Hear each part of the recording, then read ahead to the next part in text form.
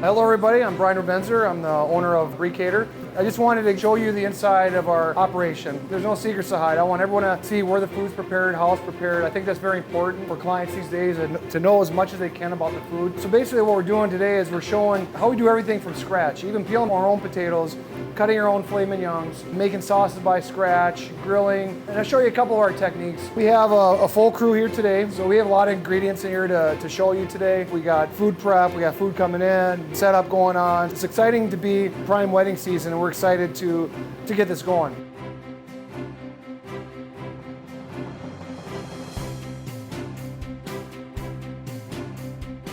We only pretty much recommend two types of steaks. One will be the filet, one will be the short rib.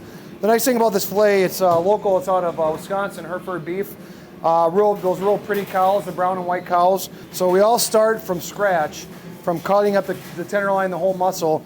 So nothing's been messed with. It hasn't been injected, hasn't been tenderized, nothing. So we like to have control of the flavoring and how that is prepared. And we're just gonna cut, the nice center cuts right here. And all the stuff that we don't use for the steaks, like the tips, we end up selling those for buffets. The tenderloin tips are by far the supreme product to use because they're tender, they're juicy, they don't dry out. So that way, from all the trimmings of all these steaks, we can reuse it for the buffets. You can't go wrong with tenderloin. And the thing is, when you get married, it's your wedding, you should have filet mignon. Not sirloin, filet mignon. So I like to cut them a little bigger because they might lose a little bit weight from the cooking. So you get about 6 ounces of cooked meat is what we try to focus on. So just get all these cut real quick. Nice center cut filet mignon.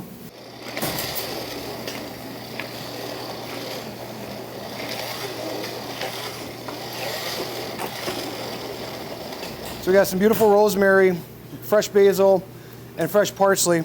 And basically what we do is we have the garlic and the shallots right here. So we just mix it all together. Whoop. Want to lose that garlic. And we use an olive oil blend. I don't like to just use olive oil with this because olive oil has a very distinctive flavor. So when you do a blend, it's more of a neutral. So basically, we're just gonna put this whole gallon in here. Nice thing about this, it actually infuses a flavor in the steak. And when I look at preparing a dish, there's three things that come in mind. It would be the flavor, the presentation, and the method. This is part of the method. So when you have fresh meat like that you're cleaning, cutting, and then you marinate it for 24 hours, that's going to infuse the flavor, it's going to protect the muscle, it's going to keep that moisture inside the meat. So, very important step of the process.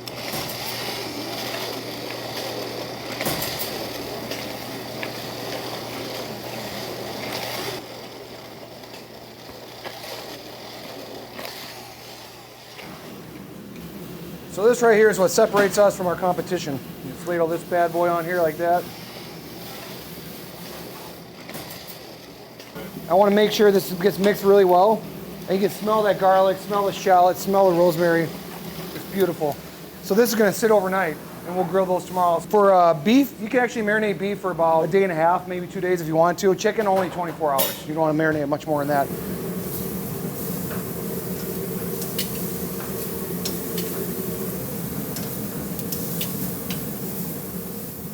We're going to sear the steaks rare, put them in a pan, and then we'll fire it in a 500-degree oven.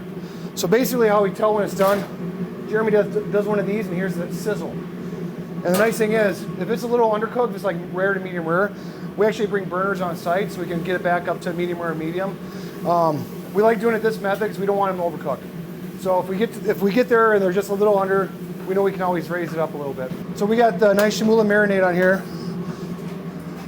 Our grill is ready to go. You can see that sizzle right there. The nice thing is when you have this marinade, it sears that outer muscle. So it keeps most of the moisture inside the steak. The one thing that you gotta do is salt and pepper. Gotta have salt and pepper. So now you got rosemary, shallots, garlic, parsley, basil, salt and pepper, olive oil. I can't imagine putting a steak on a grill without this. That's all what's on here before, just before we cook it. So you can see it. I mean, you can see how beautifully these are going to cook. They're going to sear really nicely from the oil on it. And basically, you only want to turn a steak 3 times. You want to do it first, like I can tell this one's kind of close. You know, so we're gonna flip it over like that.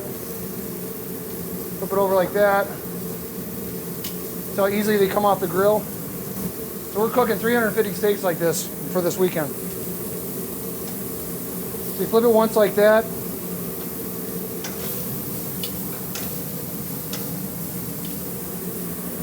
A little more salt and pepper on this side. Most of that salt and pepper is going to cook off anyway, but it really needs to be seasoned properly. Cook that side for a minute. You can see those nice grill marks are just beautiful. And now we're going to flip it on that side. Okay, we're almost done. So I keep these nice and rare.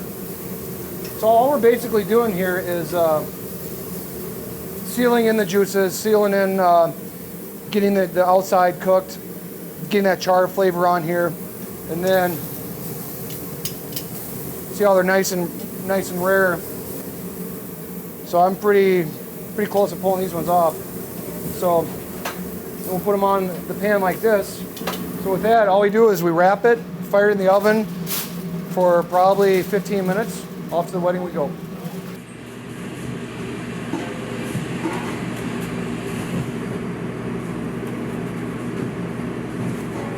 We do the grilled veg for pretty much all the buffets, family style, and we do it a little differently. We put the seasonings on there that complement that vegetable the best.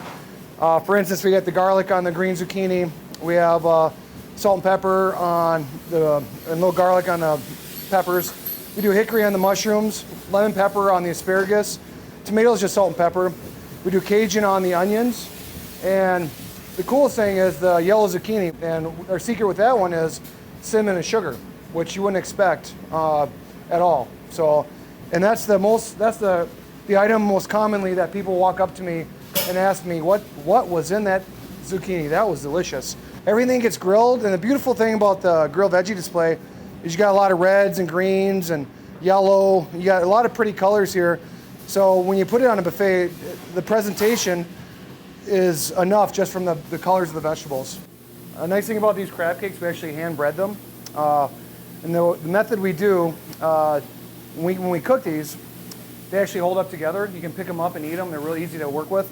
And then, so what we do is we cook them on site. We finish them on site. So when they come out of the oven at the location, they're golden brown, beautiful, crispy. By far the favorite for the crowd pleaser.